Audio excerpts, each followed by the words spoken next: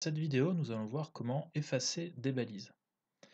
Alors, pour ce faire, j'ai créé une page HTML avec 2 divs et dans chacun une balise H1 et paragraphe.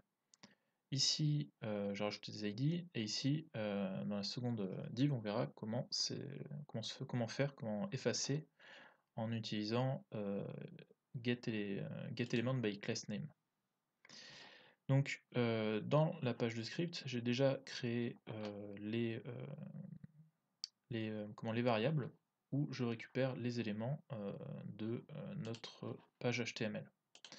Donc pour ce faire, pour effacer un élément, c'est assez simple. On peut venir directement récupérer euh, l'identifiant, enfin le moyen de sélection de la balise, et venir écrire remove derrière avec une parenthèse.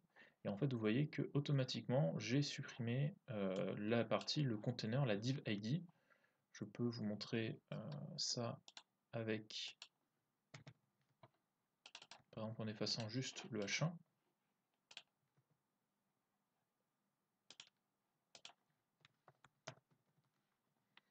Et là, vous pouvez comme ça effacer. Alors quand je dis effacer, c'est vraiment supprimer la balise, parce qu'en fait, vous pouvez voir que quand vous allez inspecter la page, et que vous allez aller donc, dans le body et dans la div, vous pouvez voir qu'ici, il n'y a plus que le paragraphe, donc il est vraiment supprimé de la page HTML. Il y a une autre manière de réaliser cette action, si on utilise inner HTML. Donc là, il faut faire attention, parce que inner HTML ne va pas venir, dans ce cas-là, venir effacer à proprement parler la balise, donc c'est intéressant parce que vous pouvez aussi la réutiliser par la suite. Vous allez voir, si je mets inner HTML, et que je viens, alors attendez, je fais un peu n'importe quoi, hop, voilà, inner HTML, et que je mette égal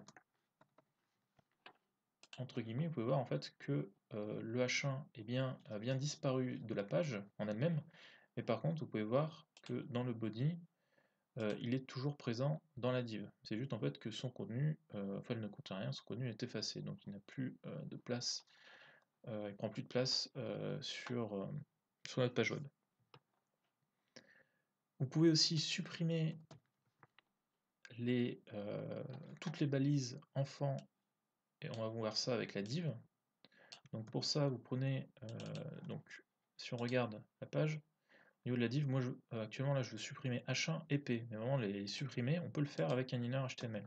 Donc pour ça, je prends l'objet container de l'ID et je vais venir faire exactement la même chose qu'avec le H1. Et cette fois-ci, si j'efface, vous pouvez voir que ici je n'ai plus que le contenu DOM class, vous pouvez voir ici que la div est vide. Et si je vais voir le body, ici j'ai une div mais je n'ai plus d'enfants, je n'ai plus de flèches pour montrer les enfants vu qu'il n'y en a plus. Dernier point, pour la classe. Alors la classe, si vous voulez, fonctionne de manière identique à la sélection par ID, sauf que quand vous le faites avec une classe, en fait vous ne récupérez pas directement l'élément, mais vous récupérez en fait une liste, un tableau de toutes les classes. Regardez, si je fais un log,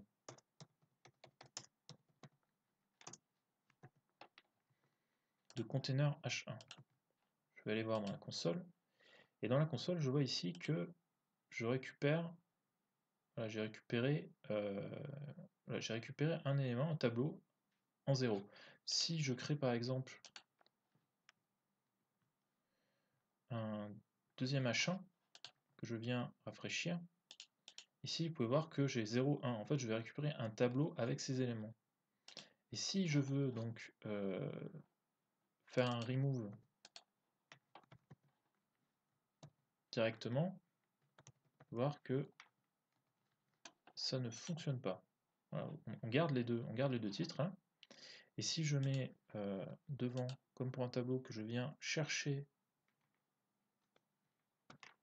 l'élément en mettant un crochet et prenant le premier élément, l'élément 0, vous pouvez voir ici que j'ai fait un remove et qu'en fait il a disparu Ici, on peut voir que dans la console, ça se rafraîchit en fait. On a maintenant que un seul élément.